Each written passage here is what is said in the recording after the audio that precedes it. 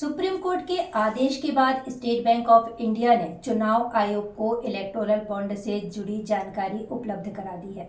निर्वाचन आयोग की तरफ से इस डेटा को अपनी वेबसाइट पर अपलोड किया जा चुका है।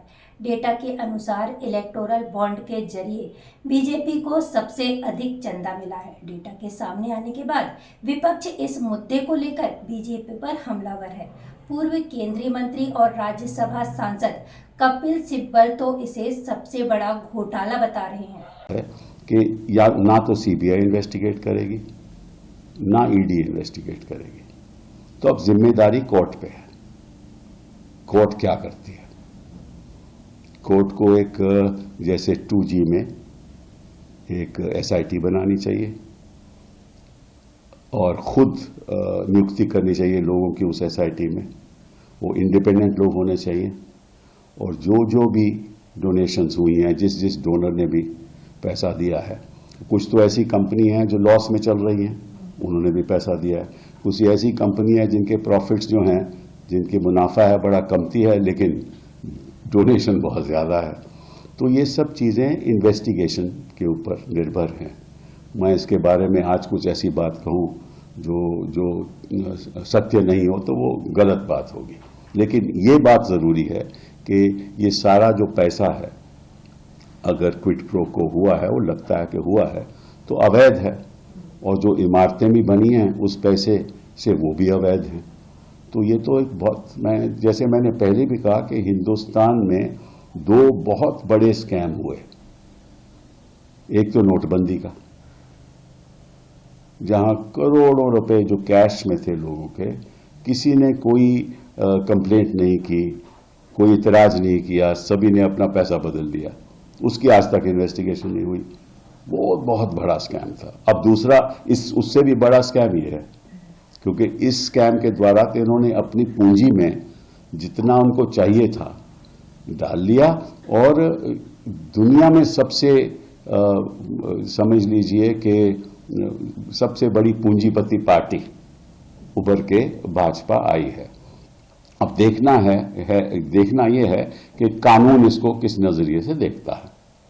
तो उसके बारे में तो मैं आज कुछ नहीं कह सकता, लेकिन आप ऐसा है कि आपकी तो पैकेज आपके पास होगा ना, कि ना खाऊंगा ना खाने दूंगा, तो पैकेज तो आपके पास है, वो पैकेज तो जरा चलाइए। ये तो आप लोगों के ऊपर निर्भर है। सर, एक ये सवाल भी खड़ा हो रहा है कि 2018 से इलेक्टोरल बॉन्ड्स की शुरुआत हुई थी, लेकिन जो डेटा दिया गया है 2019 से दिया गया है। तो ये जो 1 साल का गैप लिया गया, उसकी डिटेल्स नहीं सामने आई है, उस पर भी कई अभी तो बड़े गैप हैं। अभी तो बहुत बड़े गैप हैं। गैप इन्वेस्टिगेशन में है, गैप मतलब कि किन किन लोगों ने कितना कितना दिया। अभी ये भी पता करना चाहिए, और ये भी एक बहुत अहम सवाल है कि PM केयर्स में किसने किसने दिया। वो भी तो एक बहुत बड़ी बात है। वो भी उद्योगपतियों ने दिया होगा। तो मैं समझता हूं कि ये एक स्कीम थी और स्कीम के द्वारा हुआ, और इस स्कीम के जो जिसने स्कीम चलाई थी वो हमारे पूर्व वित्त मंत्री जी थे, और उन्होंने सोचा कि इस तरीके से कोई भी पार्टी हमसे मुकाबला नहीं कर पाएगी। वो निकला, सही निकला। जिसके पास पैसा है उसी के पास खेल है।